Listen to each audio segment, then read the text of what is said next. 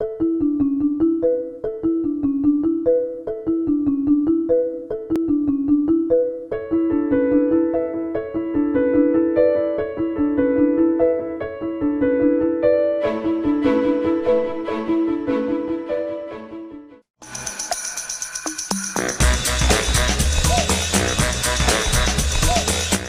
I'm Naisha McCauley, and you're watching AccessTV.org.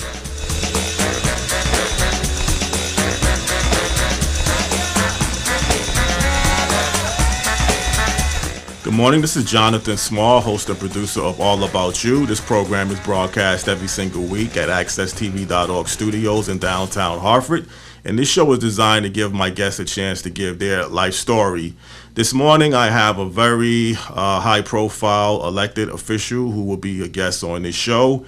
He is running for governor in the Republican side here in Connecticut. This morning I have State Senator in the 28th District, Senator John McKinney. Good morning, Senator John. Great. McKinney. Good morning. It's great to be with you. Okay, it's great to have you here too as well. Could you kind of let people know a little bit about your background growing up and which part were you born and raised at? Yeah, sure. Well, I'm 50 years old. I keep saying that because it's hard to believe I turned 50. Okay. And I spent my whole life in Connecticut. I was born and raised in Fairfield, Connecticut. I still live in Fairfield, Connecticut. The youngest of 5 kids. Mm-hmm. Got 3 older sisters and an older brother. Mm-hmm. My mom and dad, my mom, Lucy McKinney, who just passed away recently, she was born and raised in Connecticut. My dad, Stewart McKinney, was born and raised in Pittsburgh, mm-hmm. Pennsylvania, moved to Connecticut when he was about 13, 14 years old when his father died. So we have a lot of roots in Connecticut. I'm raising 3 kids in Fairfield, Connecticut. Mm-hmm. And, one of the reasons why I want to run for governor is I'm concerned that they may not be able to find jobs or afford to live in Connecticut. And I'm hopeful that they'll want to go to college and come back and live in Connecticut and grow families as well. So I spent my whole life in Connecticut, hope to spend the rest of my life in Connecticut, and it's great to be here in Hartford. Yes. Growing up in Fairfield, we didn't get to spend a lot of time in Hartford, but it's great to be here. Now, Senator McKinney, your father was a former congressman in Connecticut. So what was it like growing up with your father being involved in politics? Well, it was different, that's for sure. Mm-hmm. My dad was a congressman from the 4th District from 1970 to 1987. Mm-hmm. And, you know, I see it a little bit with my kids, too. When one of your parents is in politics, I think you either really love it or you really hate it. Mm-hmm. My 3 sisters and brother really hated it, okay. And I really loved it. Uh-huh. So I was the youngest. The next oldest is about 4 years older than me. And whenever my dad would go to meetings, campaign events, or anything when he was home from Washington, I used to tag along with him. Sometimes he would just, sit me on a couch as he was having a meeting. The fun things. I'll always remember going in the Columbus Day Parade in Bridgeport. He used to walk and hold my hand. I'd walk with him, or sometimes we'd sit in the back of one of those convertibles that they have in parades. So that was a lot of fun. But when you're and it's not just in politics. A lot of parents have to work a lot. He would leave Monday morning, go to Washington, and come back Friday night. So my mom had the toughest job, taking care of 5 kids right. without her husband home during the week. But so that was tough, not seeing your dad Monday through Friday. But we got to spend a lot of time with him on weekends. So as a family life. It made it a little more difficult. You understand the sacrifices that spouses have to make and kids have to make when their parents are in public life. But for me as a young boy, I got to learn some tremendous lessons from both my mom and my dad. I saw, the strength my mom had in taking care of 5 kids.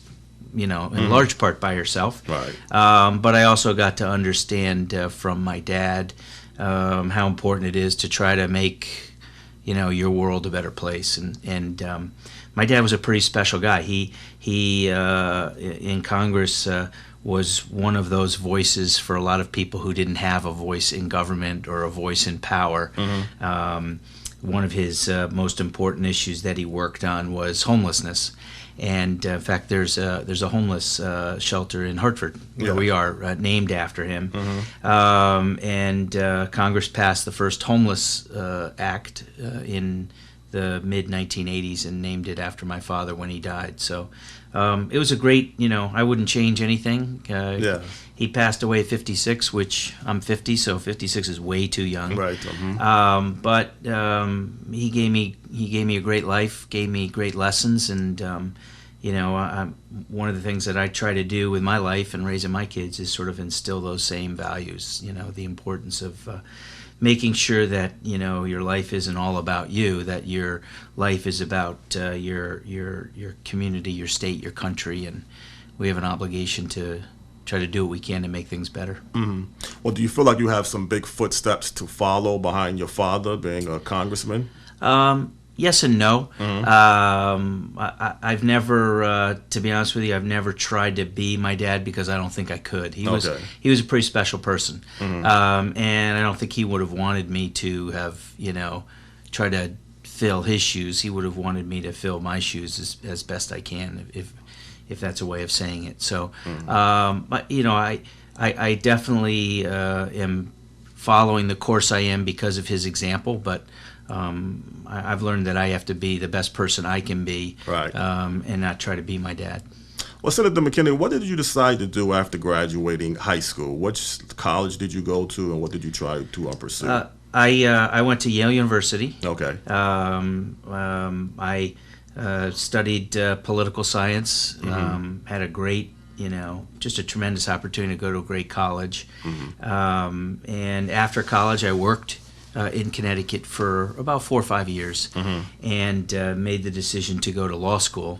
And I went to law school here in UConn. So when I say I've been in Connecticut my whole life, I've really been in Connecticut my whole life. I went to college here. I went to law school here. I love Connecticut. I wouldn't want to be anywhere else. And when I made the decision to go to law school, I realized if you want to practice law or do things in your state, you ought to stay in your state for law school. So I feel very fortunate. Now, what was your first occupation after graduating from law school?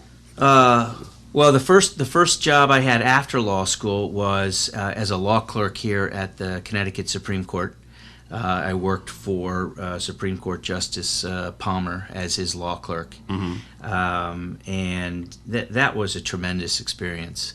When I went to work for a law firm after that, when you work for a law firm, the partners, when you first start, basically tell you what to do and when to do it, and you have to say yes, and so you're working about 18-hour days, and obviously, you're a lawyer, you're trying to make money for your firm. But when I worked for the Supreme Court, you were there to sort of help your judge mete out justice, and that's still the best year I've ever had in my professional life, because you got to help justices decide, rules about state laws, rules about our Constitution, and things like that. Well, was that really something that made you decide eventually you would want to get involved in politics, just having that experience in the law background? I think I went to law school believing that it would be a good foundation for public service. To be honest with you, I always thought that I would try to engage in some kind of public service. But if you'd asked me when I was younger, I would have told you that I would have done that in a lot of areas that weren't running for office. Okay. In some ways trying to be different than my dad, do the same thing, but, well, he ran for office, I'll do it in another way. But actually, he passed away in 1987. He died of AIDS, which back in 1987 was pretty controversial. Yes. And my mother and our family started a foundation in his name for the purpose of helping people who had AIDS and who were homeless. And my mom had the idea of starting an AIDS home in Fairfield, Connecticut. And one of the things that my mom knew, my dad knew, and I learned, and many others have learned, is that issues of homelessness, issues of HIV and AIDS, there aren't any economic or social or racial or religious barriers. They they can happen anywhere. Right. And while we have pockets that have more problems than others, even in an affluent suburb like Fairfield, we have people who are homeless. Oh, we have okay. people who are struggling. And so she wanted to open up a home in Fairfield. The neighbors weren't very excited about that, as you can imagine. Yes. And there were public meetings, a lot of protest, and the town denied our application to do that. And so my mother decided to file suit because the town's denial was a violation of federal fair housing laws. We went to court. We actually had volunteer lawyers work on our behalf, and we won. Okay. And so there's a two-family home for people with AIDS in Fairfield, people who were homeless who are now stable, living in a home environment. And it was really that process that led me to the specific decision that I wanted to run for office one day, because I saw, on a small level, an injustice that was being done, and realized that the best way to correct it is to sort of walk in the halls of power, make decisions about state laws, and be able to stop those types of injustices. Well, you just kind of enlightened me about Fairfield, because I always had the perception that Fairfield was just this high and fluid town that really had no sense of poverty. But you just mentioned that there are forms of homelessness that exist in Fairfield. Yeah, there are, and yes, there are people in town. Of great wealth, and it is an affluent suburb, but that doesn't mean everybody's doing well. Okay. And I think one of the things my mom knew is that people tended to ignore that. People tended to just want to say, well, that's Fairfield's right next to Bridgeport, Connecticut. Right. So I've grown up next to Bridgeport my whole life. I think people have wanted to say, well, that's just a Bridgeport problem. And the reality is it isn't. And one of the things you saw in the late 80s and continuing is that the face of homelessness was changing. Maybe in the 60s or 70s it was mostly men. What we were seeing in the 80s, 90s, and even now is you're seeing mothers. You're seeing women and families Yes. who turn homelessness. So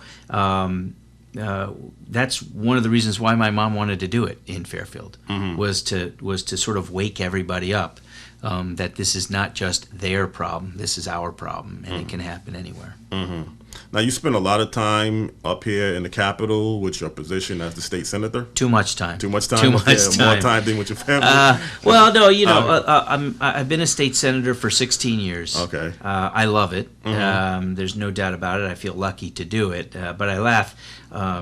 It's not that I spend too much time in Hartford. There's nothing. Hartford's great. But I think when you're an elected official, the more time you spend sort of, in the Capitol, whether it's in Hartford or in Washington, I've seen it there, the less time you spend being a normal person, doing your job or being with your constituents or being in your town, the more disconnected you can be. And I think that's the biggest mistake any politician, any elected official can make, is being removed or disconnected from the people who voted you into office. So it's I love being a state senator, but I think some of the more important things I've ever done have been things that have affected one person or one family at a time, not passing a law, over at the state capitol.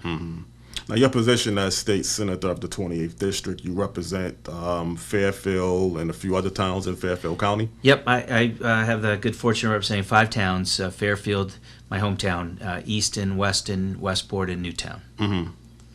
Senator McKinney, what kind of keeps you connected from the average person? Because I don't know if people want to make a misconception that you're a wealthy individual from a high-profile background, family. You did mention some experiences that you have growing up in Fairfield, and you are exposed at times to Bridgeport. But what kind of keeps you kind of grounded to the everyday citizen? Well, my 3 kids keep me grounded. Okay. As a parent, I volunteered and helped my girls with youth soccer, and coached my son in Little League baseball and Pop Warner football. I I still do all the food shopping and and cook dinners. So I try to be as normal person as I can. When I was 15 years old, sophomore in high school, my dad said, "Listen, you need to get a job and you need to work." And quite frankly, my older brother and sisters weren't given that same lesson at that early of an age. Okay. And he grew up in Pittsburgh. His father died when he was young, and he and his mother didn't have any money, and they moved to Fairfield to live with family. From that, my dad had a successful business. Before he went into Congress, and so he made me be grounded. Okay. And so when I was 15, I was washing dishes at a local restaurant, working and going to high school at the same time, playing sports. And I think that keeps you grounded. Okay. Well, Senator McKinney, we are up on our first break. We're going to come back into the second part of the show and definitely let people know why you're running for governor in Connecticut. This is Jonathan Small. I'm hosting All About You this morning. My guest is State Senator of the 28th District, Senator John McKinney, and we will be right back very shortly. Thank you.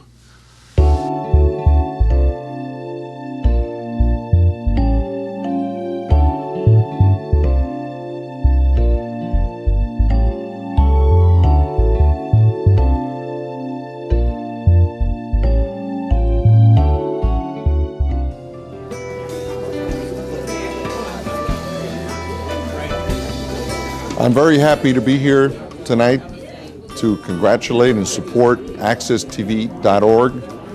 AccessTV.org has reached hundreds and thousands of people. It's done a great job informing the community about important issues in our city, our state, and our nation. I congratulate Stan McCauley and Naisha for the job they've done. And now with their new format, which will reach many more people, and which will be available through many more formats, the future is very bright for AccessTV.org. Congratulations, and may you continue your mission of informing our community. Thank you very much.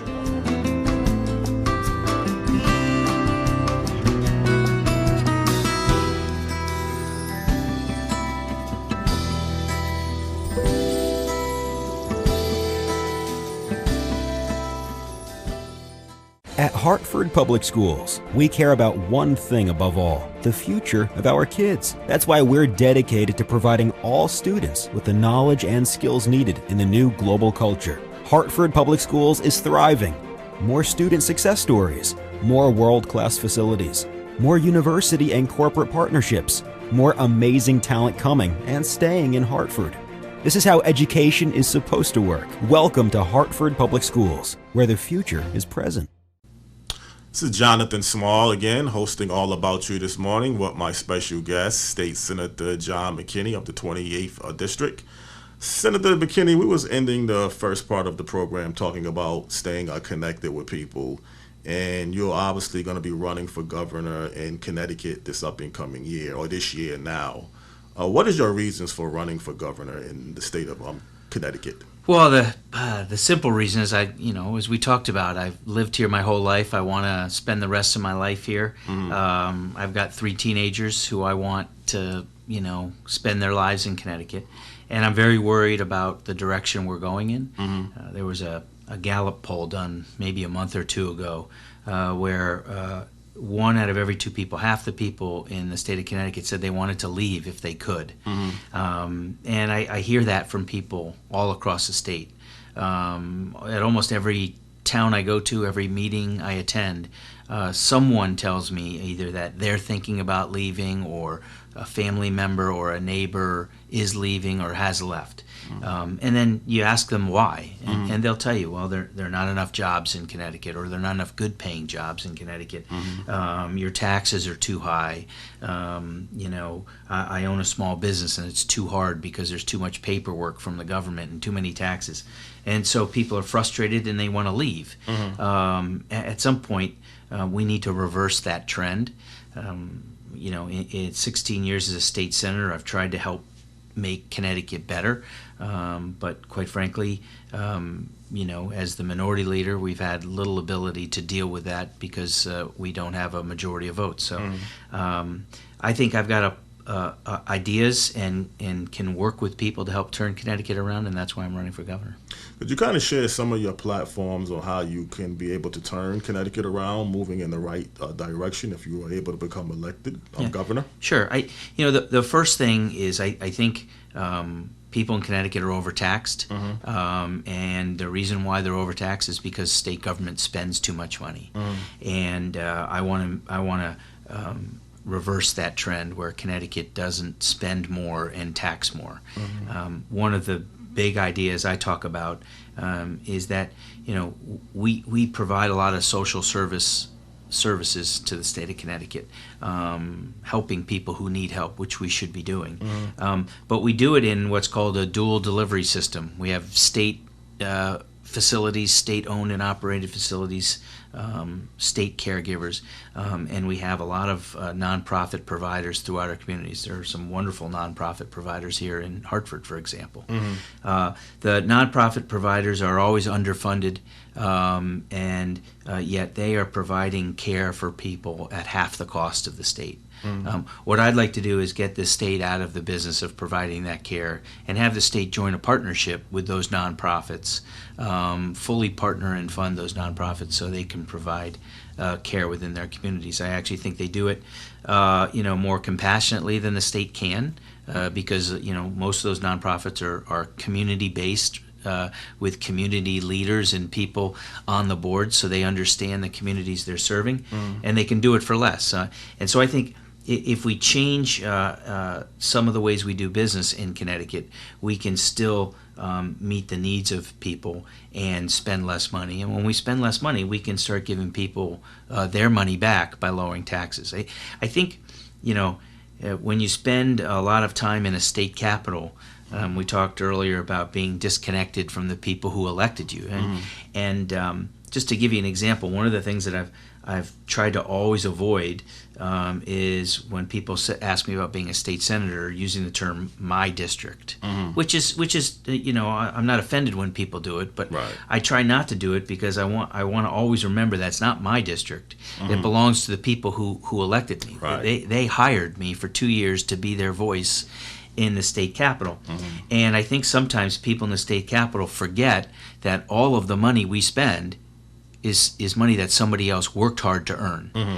It's not free money. It isn't government's money. And I think if you always remember that there's somebody who's working hard so they can, and government taxes and takes their money, I think you'll be more willing to be very strict on how much we spend because it's not our money. So that I think we need to fix our government and fix our significant budget deficits. The next governor is going to be facing a $2.8 billion budget deficit, which really hurts our ability to have our economy grow. People who are growing jobs, companies who are want to hire people, are doing it in places other than Connecticut because they understand that the Connecticut budget is in such trouble that at some point, if we don't fix our spending problems, there's going to be even more tax increases. And those business owners, business leaders, people who want to create jobs are doing it in other states because there won't be those tax increases. What type of state would you look at to indicate that Connecticut could possibly model that a state that is really progressing, that you kind of would be able to see how you can make Connecticut somewhat similar to a state that you see that's moving very successful? You have any particular states? No, I would always look at what we have been in Connecticut. Okay. When you think about the greatness of Connecticut, that's not far removed from where we are today, and I believe we can get back there again today. One of the when people look at other states, they talk about, well, what are the best resources? Maybe in Texas you've got oil and gas, and in some other states you have resources like that. I think what makes and has made Connecticut great is our greatest resources are people. We have a hardworking, educated workforce, and we're losing that. And so I want to make sure that we keep those people here. That's why so many businesses wanted to be in Connecticut and grow in Connecticut, because they could get the best employees here. So I don't think we need to look at other states. There are some policies that are working in other states that we can look at. New York, under a Democrat governor, has a very aggressive tax relief program for new businesses, there are parts of New York where you can go start a new business and pay no taxes for 10 years. Those are types of things and policies that we can look at, and I would want to look at for Connecticut.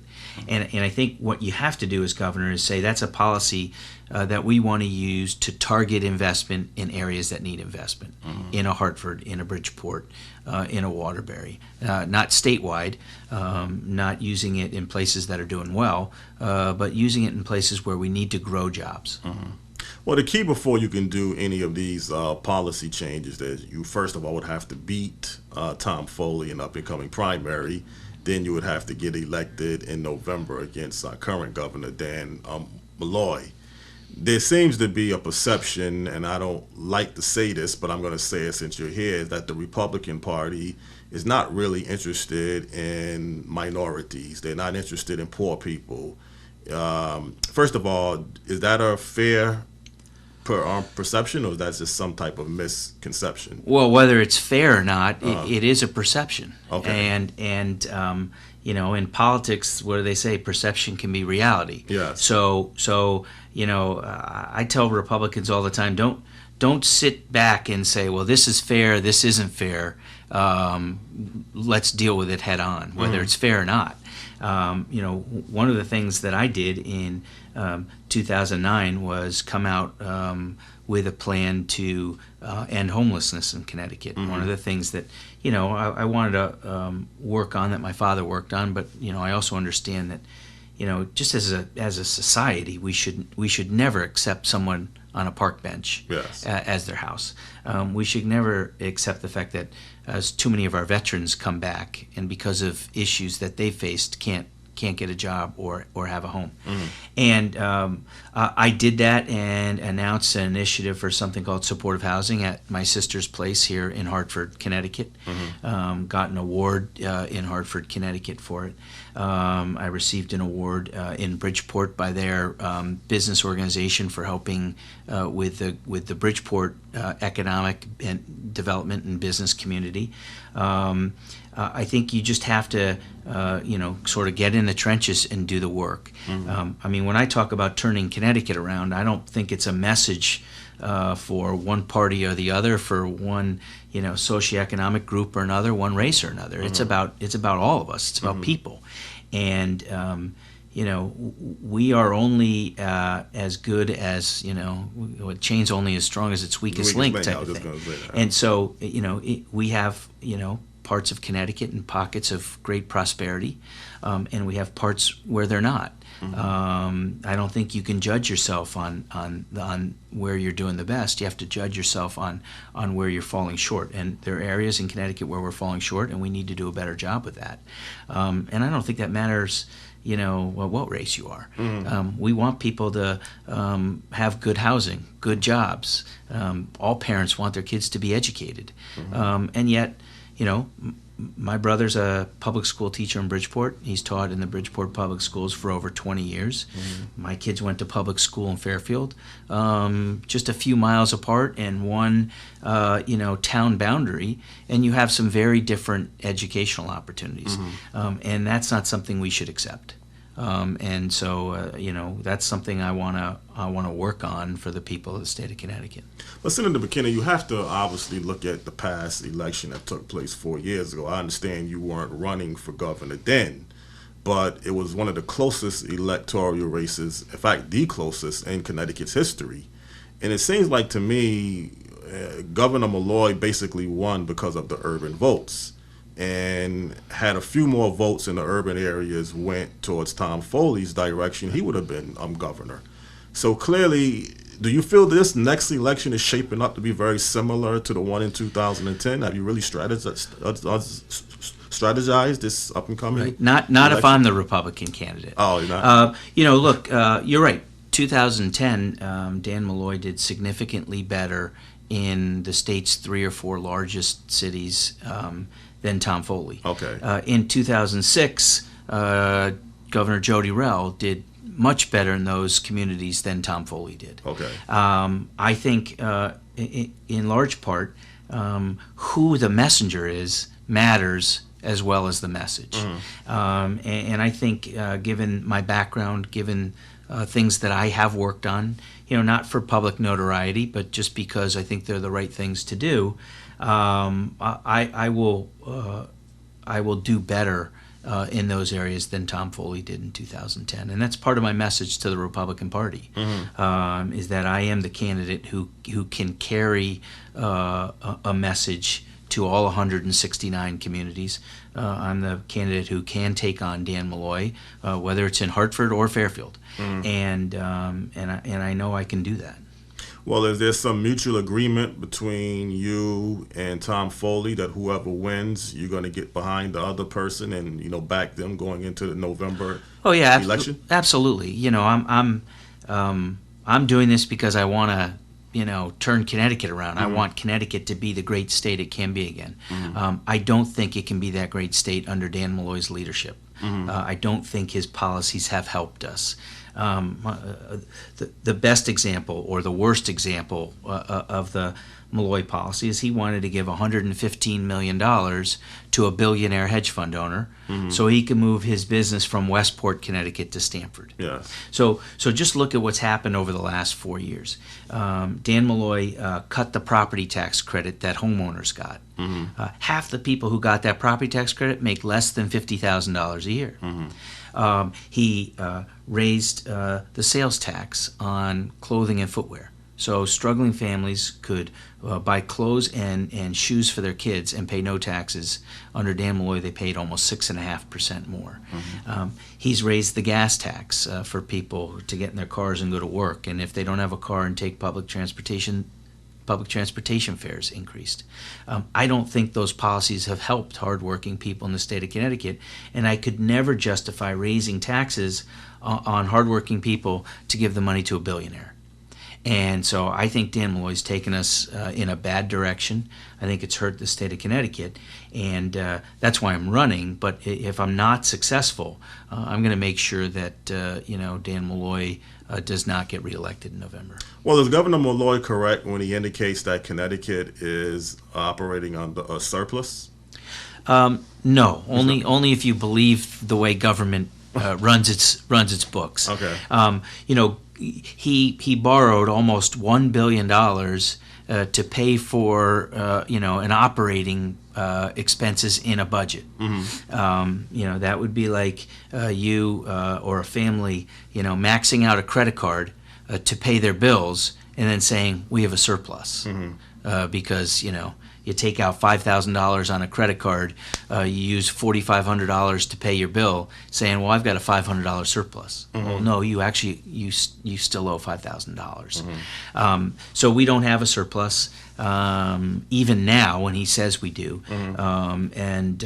The fact is that even all of the Democrats know that next year we've got over $1 billion, close to $1.5 billion in deficit. And that's part of what I want to bring to the governor's office. I want government to treat people's money the same way people treat their money, and understand that you can't keep borrowing and borrowing, because at some point my kids, everybody's kids are going to have to pay that bill. Well, I know there's a lot of other areas that you would obviously love to elaborate in, that you feel you could be in a position to turn Connecticut around in the right direction. We've kind of short on time, but could you kind of just let people know exactly why should they vote for you in this up-and-coming primary and then this up-and-coming general election? Yeah, no, and this is a great opportunity. Okay. I would love to come back and do it again after the primary. All right. And, to the Republicans watching, If they want the best candidate to take on Dan Malloy, then I'm their candidate. Okay. If they want the candidate who's going to bring major changes to Hartford and to the state capitol and how we do business, I'm their candidate. And to everybody out there, I just think they need to ask themselves: Are they doing better now than they were 4 years ago? Do they think that government spending more and raising their taxes is the right direction to solve some very difficult problems that we have in our state, or do we think making sure that we have companies creating jobs, growing jobs, especially in a place like downtown Hartford, is the right way? Another perfect example. Should we have 100, 200 jobs growing in Hartford, or should we build a baseball stadium? Yeah. And I don't think we should be building the baseball stadium. I think we ought to be creating those jobs. So I think I'll bring a very common sense approach to being governor, and I hope people will know that I'm going to understand that their needs are most important. Well, those words are going to definitely be well taken. I would definitely love to have you come back after the up and coming primary, going into the general election, possibly even at the debate that we could probably set up with the governor and yourself. Would you be willing to have a debate if you win the primary? Any chance I have to sit down and talk to people about issues that matter, I'll take, and I would love to do that. And I'll even go one step further. If I am lucky enough to be the next governor, I'll be back on your show as governor as well. Okay, I'm gonna hold you to those words. You got it. No problem. We're on tape. We're on tape. You got so it. You can't deny that. All right. This is Jonathan Small. I had enjoyed having my conversation this morning with Senator John McKinney, and I wish you the very best of luck going into the primary. Thank you. Okay. It's great to be with you. No problem. Thank you very much. This is Jonathan Small. I had enjoyed hosting All About You this morning, and as I can tell you every single week, there's a lot of other good programs that you could always watch on accesstv.org network. And I also say that the people out there have a very blessed day and keep the faith. Thank you.